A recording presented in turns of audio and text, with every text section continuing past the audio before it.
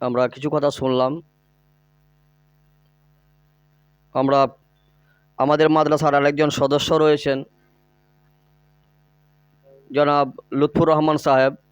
ওনার কাছ থেকে আমরা কিছু কথা শুনব। উনি অবশ্যই শ্রম দেন মাদ্রাসার জন্য, বিভিন্ন মিটিংয়ে আসেন, মাদ্রাসার কথা ভাবেন। তাদের মুখ থেকে দু চার কথা আমরা শুনব।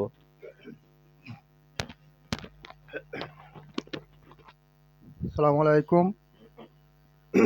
মাদ্রাসা সদস্য হিসেবে বলছি, আগে দীর্ঘদিন একটা যে আঞ্জমান হয়ে গেল, মাশাআল্লাহ মৌলানা সাহেব ভালোই পরিশ্রম করেছেন। ছেলেদের মুখ থেকে শুনেছি ভালোই বক্তব্য রেখেছেন। আর আমাদের সেক্রেটারি সাহেব মাদ্রাসার জন্যে সব সময় পরিশ্রম দেয়। মাদ্রাসা কিন্তু উন্নত হবে সেটা সেক্রেটারি সাহেব দেখেন। মৌলানা পরিশ্রম করছেন।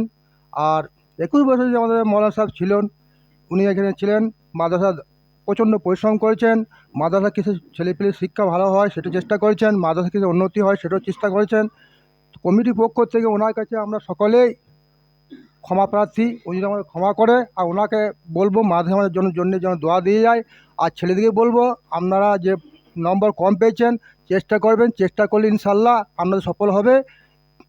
আর বেশি কিছু বলছি না, এইখানে আমি শেষ করছি। আসসালামু আলাইকুম।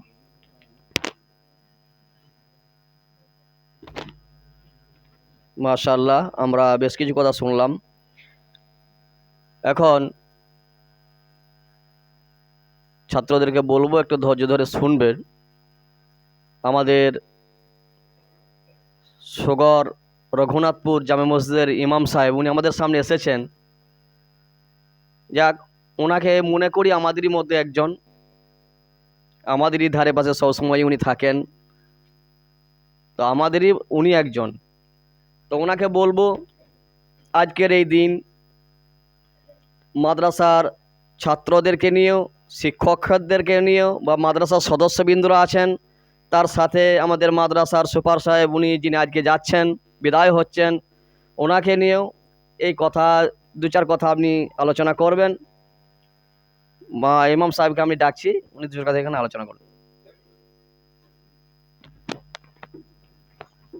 আসসালামু আলাইকুম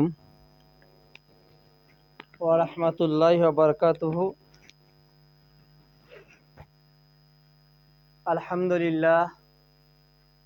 আলহামদুলিল্লাহ নাহমাদুহু ওয়া নাস্তাঈনুহু ওয়া নাস্তাগফিরুহু ওয়া নু'মিনু বিহি ওয়া নাতাওয়াক্কালু আলাইহি ওয়া নাউযু বিল্লাহি মিন শুরুরি আনফুসিনা ওয়া মিন সাইয়্যাতি আমালিনা।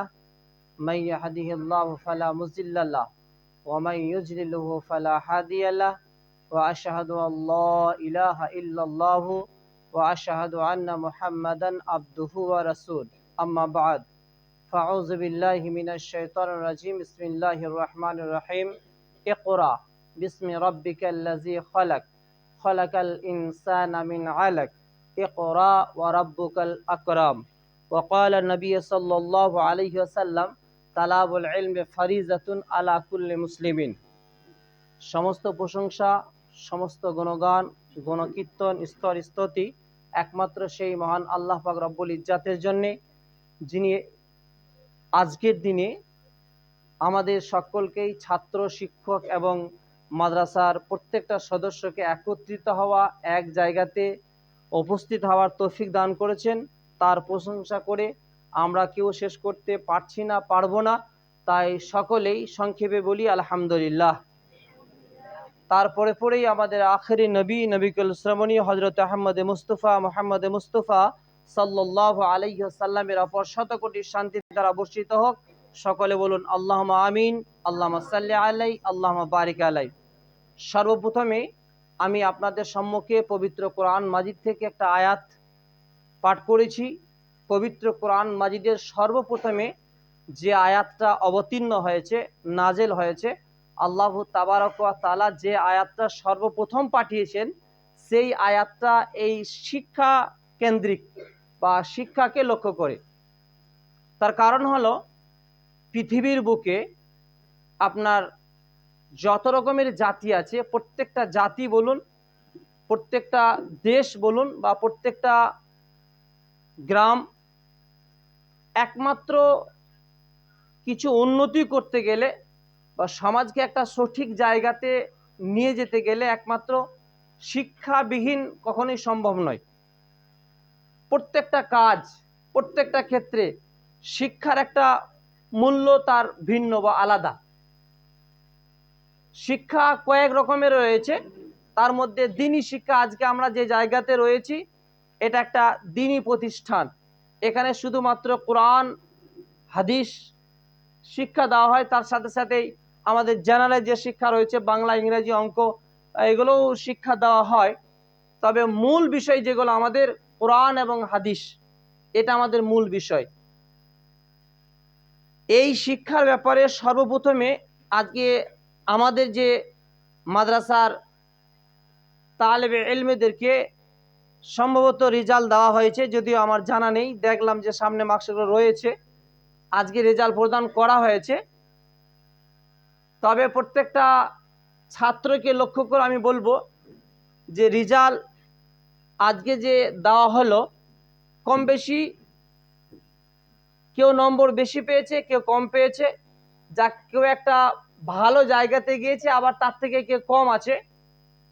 যারা যে সমস্ত ছাত্ররা নম্বর ভালো পেয়েছো, তাদের কাছে অনুরোধ থাকবে আমার যে তোমরা আরও চেষ্টা করবে যাতে করে সামনে বারে নম্বরটা আরও বেশি তোলা কি করে যায়, বা কি করে আরও বেশি মেহনত করে, আরও বেশি চেষ্টা করে, আরও বেশি নম্বর কি করে পাওয়া যায়, এই চেষ্টা করবে। আর যারা এরই মধ্য থেকে হয়তো যারা চেষ্টা করেছো, আপ্রাণ চেষ্টা করার পর নম্বর হয়তো কেউ কম পেয়েছে, তাদেরকে উদ্দেশ্যে বলবো যে এখানে মন খারাপ করার কিছু নেই। কারণ সকলেই তো আর একই রকম নম্বর পাবে না। প্রত্যেকটা ছাত্র তার ফার্স্ট বয় হতে পারে না, প্রত্যেকটা ছাত্র সেকেন্ড হতে পারে না। কেউ ফার্স্ট, কেউ সেকেন্ড, কেউ থার্ড হবে, ঠিক আছে।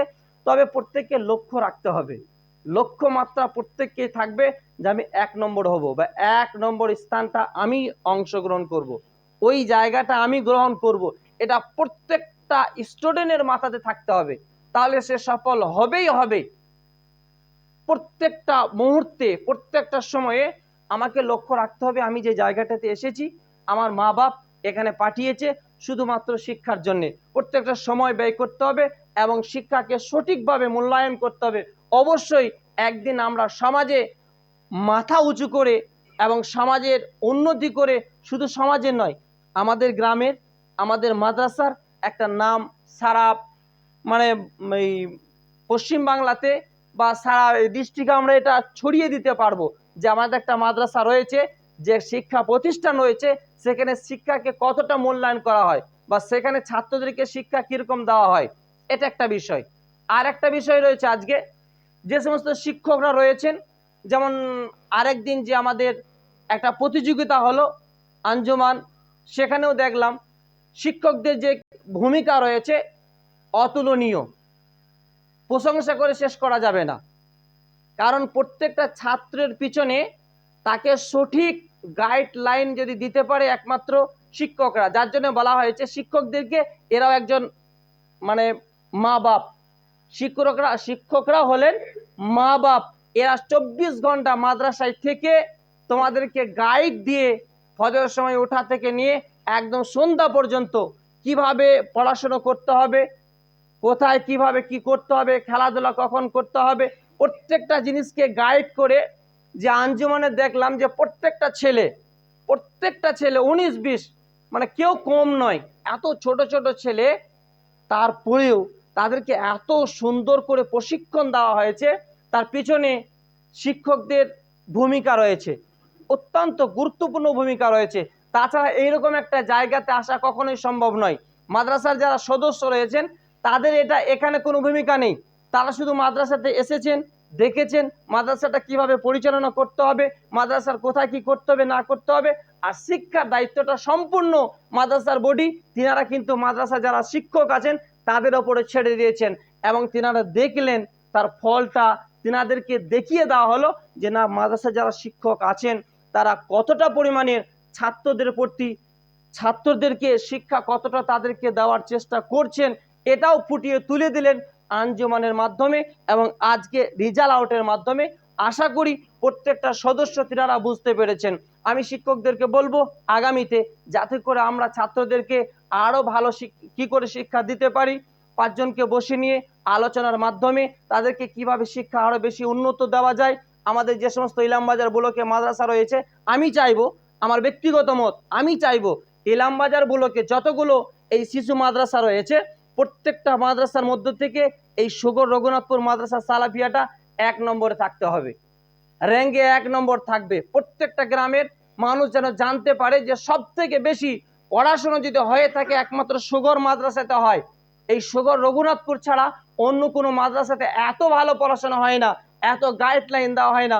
অথচ এই মাদ্রাসার যারা দায়িত্বে রয়েছেন, সদস্য রয়েছেন, আমার ব্যক্তিগত মত আমি দেখেছি, আমার দেখা মতে অনেক মাদ্রাসা দেখলাম, পড়াশোনা করেছি এবং অনেক মাদ্রাসাতে গিয়েছি, তারপরেও এই মাদ্রাসা যারা সদস্য রয়েছেন, সেক্রেটারি, সভাপতি সাহেব, আরো যারা সদস্য রয়েছেন, তার মধ্যে থেকে যেমন আমাদের আইনুল রয়েছে, ঠিক এরকম কিছু সদস্য রয়েছেন, এদের যে একটা ভূমিকা মাদ্রাসাটাকে কিভাবে উন্নতি করা যায়, এদের চেষ্টা দেখা যায় প্রত্যেকটা বিষয়ে। ওদের সঙ্গে কথা বললে বোঝা যায় যে ওদের একটা ইচ্ছা, আশা, আকাঙ্ক্ষা মাদ্রাসাটাকে একটা উঁচু লেভেলে নিয়ে গিয়ে এমন একদিন আসবে এটাকে মাদ্রাসাটাকে ফারাগাত করব, এটা তাদের আশা। এবং আমি বলবো আগামীতে ইনশাআল্লাহ আমরা প্রত্যেককে যদি চেষ্টা করি এবং মাদ্রাসার যারা সদস্য আছে তাদের সঙ্গে এই যে আজকে আশা করি ভিডিও লাইভ হচ্ছে, এর মাধ্যমে আমি আমাদের গ্রামের যে সমস্ত মানুষরা রয়েছে সুগর রঘুনাথপুরের প্রত্যেকটা মানুষকে আমি এর মাধ্যমে জানাতে চাই যে প্রত্যেকটা মানুষ যেন আমাদের এই মাদ্রাসা দিকে একটুকু লক্ষ্য রাখে, যাতে করে আগামীতে মাদ্রাসাটাকে আরো উন্নত করা যায় এবং এই মাদ্রাসাটাকে কি করে ফারাগাত করা যায়, এই মাদ্রাসা থেকে কি করে আলেম আমরা বের করে দিতে পারি। এখন শুধুমাত্র তাদেরকে স্টেজে চাপিয়ে দিচ্ছি, মিম্বরে চাপিয়ে দিলাম, তারপরে 5 বছর পরে ও চলে যাচ্ছে অন্য মাদ্রাসায়। যেই মাদ্রাসা থেকে ফারাগাত হচ্ছে ওর নামটা তো সেই মাদ্রাসার হচ্ছে, আমাদের মাদ্রাসা তো হচ্ছে না। কিন্তু আসলে শিশু সর্বপ্রথম শিক্ষাটা এখান থেকে দেওয়া হয়েছে। ছোট ছোট শিশুদেরকে শিক্ষা দেওয়া বেশি কষ্ট, যারা বড় আমরা যখন পড়াশোনা করেছি আমাদেরকে অত কিছু গাইডলাইন করতে হয় না। যাই হোক, আমি যেটা বলতে চাইছিলাম যে আমাদের যারা সদস্য রয়েছেন তাদেরও খুব ভালো ভূমিকা রয়েছে, তেনাদেরও চেষ্টা রয়েছে মাদ্রাসাটাকে আরো উন্নত করার। তা আমি বলবো সদস্যদেরকে, মাদ্রাসায় যারা দায়িত্বে রয়েছেন তাদেরকেও বলবো যে দয়া করে আপনারাও চেষ্টাটা চালিয়ে যান যাতে করে মাদ্রাসাটা আমরা ফারাগাত করতে পারি, এখান থেকে যাতে করে আলেম আমরা বের করতে পারি। এই চেষ্টাটা আমরা সকলেই করব, সকলেই বলি একবার ইনশাআল্লাহ।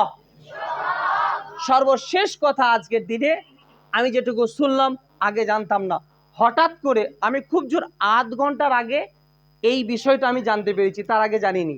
আমাদের মাদ্রাসা সেক্রেটারি সাহেব আধ ঘন্টা আগে আমাকে জানিয়েছেন, তার আগে জানাননি, যার জন্য আমি খুব ভালো বলতে পারছি না।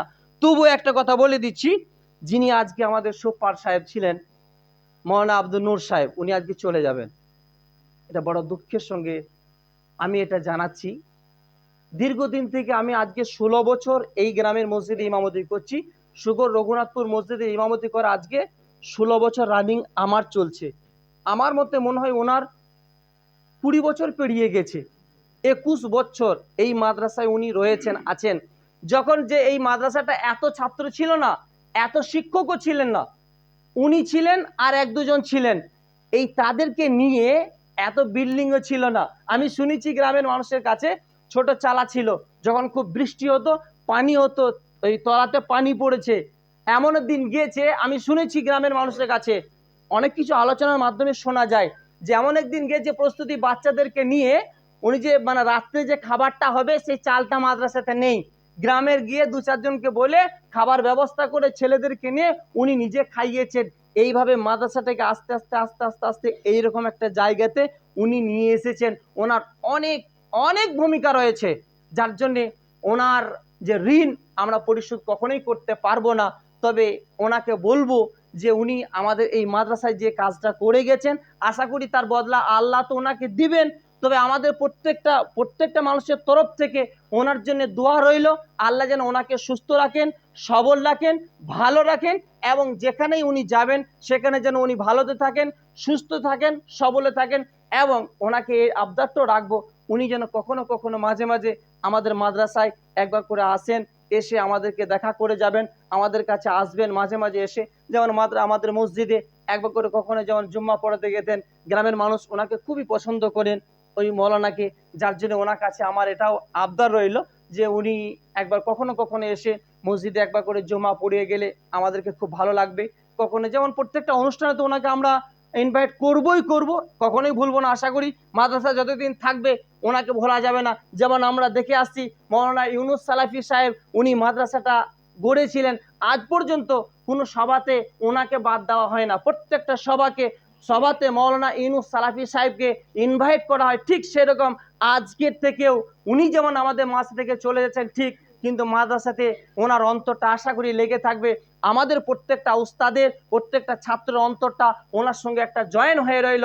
ওতে প্রত্যেকটা সভাতে আশা করি ওনাকে ইনভাইট করা হবে, উনি অবশ্যই আসবেন। এই আবদারটা আজকে ওনার কাছে রাখলাম।